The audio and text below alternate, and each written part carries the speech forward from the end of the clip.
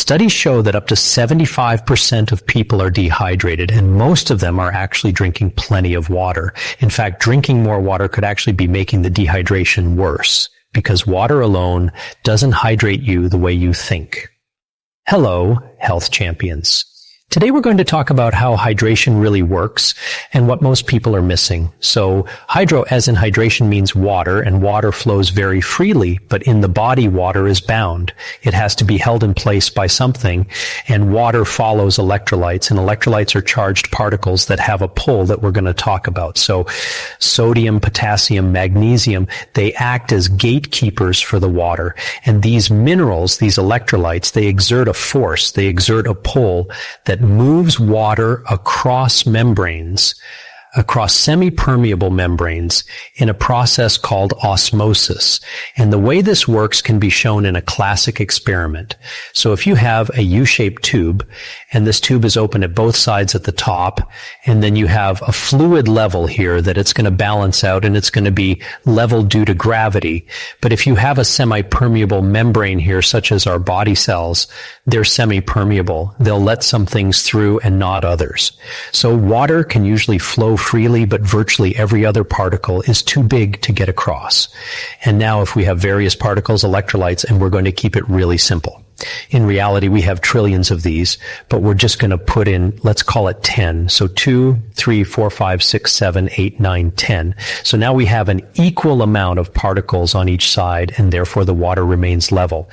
But if we were to add more particles on this side, now those particles are going to exert a pull that's like a sponge. They're going to start pulling water across this membrane, and therefore this water level is going to rise, and this water level is going to drop. So water follows wherever these particles go, and this is how your body works. This is how your cells work. This is how your kidneys work. They have semi-permeable membranes that control the particles, and the water follows. So if you understood what I just said, then you understand that if we now lose electrolytes, now we're going to lose water. Just like the side on that was lower, it had fewer electrolytes, then water is going to move away from there. And the key here to understand is what most people do is they just focus on water for hydration. But if we drink water without adding electrolytes, without taking sufficient electrolytes with it, now there's nothing to hold that water, and it just gets flushed out. Now, the reason that we're alive at all and we don't lose all our fluids in a very short period of time is that the kidney is really good at reabsorbing minerals and water. So it filters out something like 200 to 300 bottles of water per day. Those little plastic drinking bottles, if you use that as an example for size, half a liter, and we filter, let's say, 200 of those. But the kidney reabsorbs 199 out of 200 bottles, basically. And then we get those electrolytes back, and we get that water back. But it's not 100%, and it's not supposed to be. But the kidney is really good at regulating this stuff, but it's not perfect, and there is a limitation of matter. It can only do so much, and therefore there will still be losses. We're still going to be missing and losing these electrolytes unless we replenish them. Now, here's something that is critical that hardly anyone ever talks about, and it's inside versus outside of the cells. When we take a blood test, when we try to measure these electrolytes in the blood test measures what's outside the cells, but most of them are actually inside. So chemical reactions, all the metabolic machinery, all the enzymatic reactions, they happen inside the cell. And when we look at these for the sodium, potassium, magnesium, and calcium, and first we're going to look at them in terms of body fluid, where they're dissolved in the body fluid. And now we have two compartments. We have inside the cell and we have outside the cell, which is also called extracellular fluid, which is the blood that we can measure. Now, sodium is about 10% inside the cell and 90% outside. It's known as the primary extracellular electrolyte, but the others, like potassium, is 98% inside the cell, only 2% in the blood. Magnesium is 99% inside the cell, where it can drive over 300 different metabolic and enzymatic reactions. Only 1% in the extracellular fluid or the blood. And calcium is virtually non-existent inside the cell. It is a little bit in the blood where it can also assist with enzymatic reactions. But we'll talk about where calcium is in a second. But here's what we want to understand about this. What is the value of blood work of a blood test? What can we really find out? Well, the only thing we can really see and get a good idea of is sodium, because 90% of that is in the blood. The others hardly exist in the blood at all. So we can't do a blood test and give us any sort of indication of how we're doing. And just to complete the picture, this is sort of a little bit on the side, but magnesium, 53% of it is actually in the bone, and 99% of the body's calcium is in the bone. And I'm just bringing this up as a whole body system availability versus what's dissolved in fluids. But when it comes to assessing our intracellular status and our total body status, the blood work really can't tell us much. So it's not like a lot of people think that you just go take a blood test and it shows us how much potassium or magnesium is there.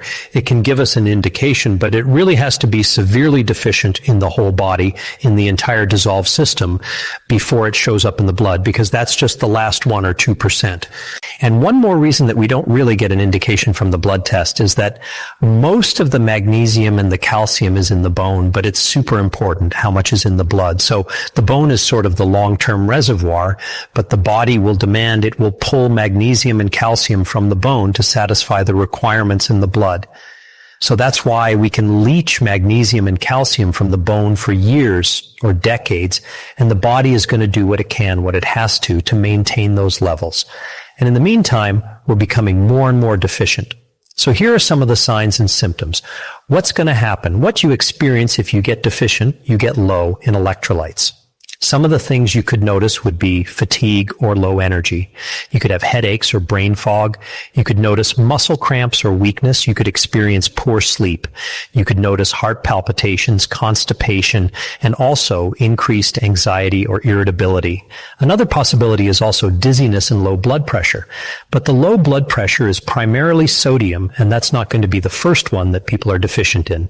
And perhaps the most important sign is that you experience thirst even though you're drinking water on a regular basis. But here's something I've pointed out in many videos previously, that unfortunately it's still not that simple, because these symptoms that we just went over on the previous slide, they can have many other causes. It's not just like one thing can cause a certain symptoms.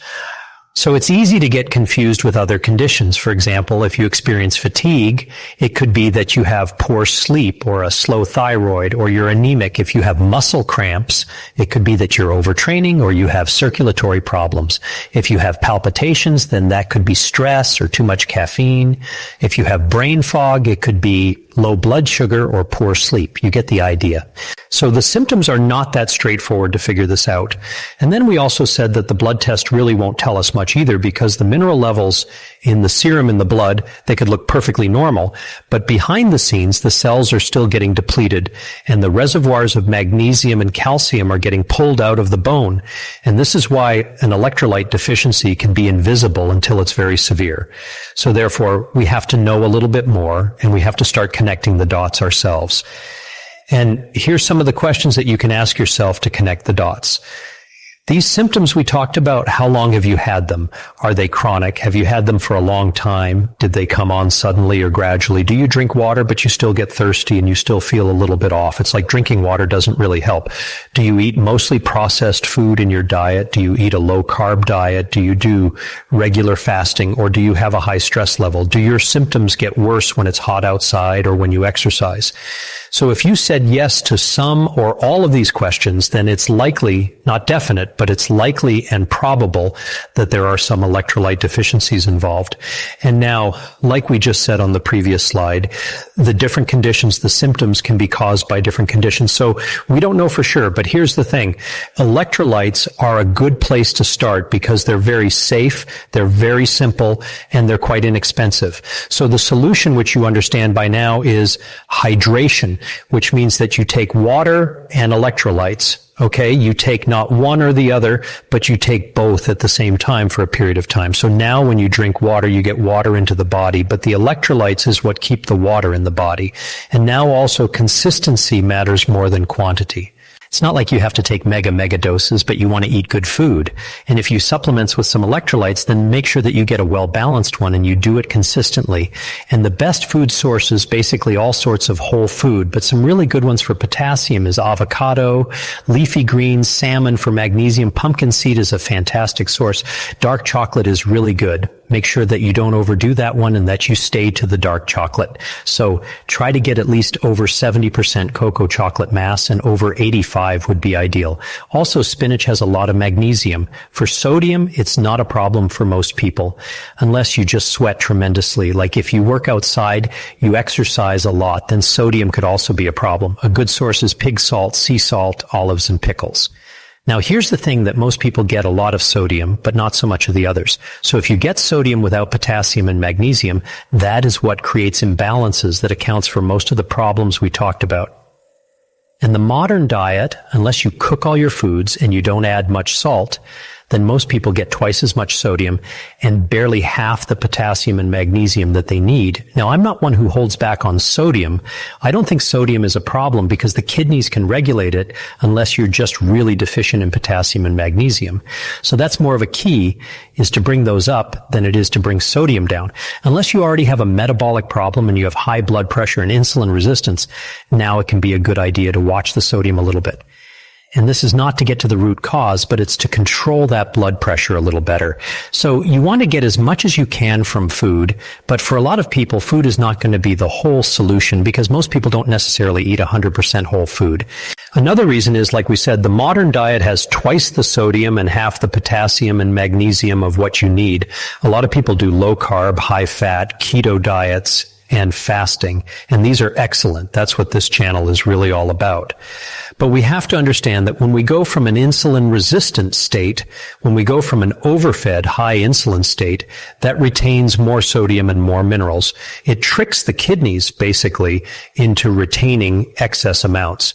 So when you try to change that, because it's a good thing to bring your insulin down and improve your metabolic health. Now, in the process of changing it, you're going to lose minerals. When insulin goes down, the excess retention is going to stop and you will flush out some minerals and some water. So even though these are good things until you have sort of reached a new equilibrium, then mineral loss can be a problem. You can also lose minerals with high stress and high caffeine if you exercise a lot on a regular basis, or if you do work with heavy sweating, like if you do a lot of work outside in the summer. As we get older, our digestion isn't quite what it used to be. So our absorption rates of these minerals decline. We need a lot of acid to absorb these minerals. And as we age, we make less stomach acid, and the overall state of our digestive tract also goes down a little bit. Then if you have poor gut health, you're also not going to absorb as much of the minerals. And a big one that most people don't realize is the soil depletion, that we're losing topsoil. We don't grow plants and vegetables the way we used to, and therefore they don't have the concentration of minerals that they used to have. So you do the best you can with your diet, but for all these reasons that may not be enough. So if you choose to supplement, you want to make sure that you get a well-rounded and complete product. So I introduced something called U-Lite, which is the most complete electrolyte on the market a few years ago. The first flavor we had was lemon lime. And then for the purists who don't want any sort of stevia or flavoring or any kind of sweet taste throws them off, we have an unflavored as well. And I'm super excited to announce that we are introducing 2 new flavors. We're going to have a watermelon and a chocolate. And if you want to give any of these a try, I'll put a link down below so you could check it out. If you enjoyed this video, you're going to love that one. And if you truly want to master health by understanding how the body really works, make sure you subscribe, hit that bell, and turn on all the notifications so you never miss a life-saving video.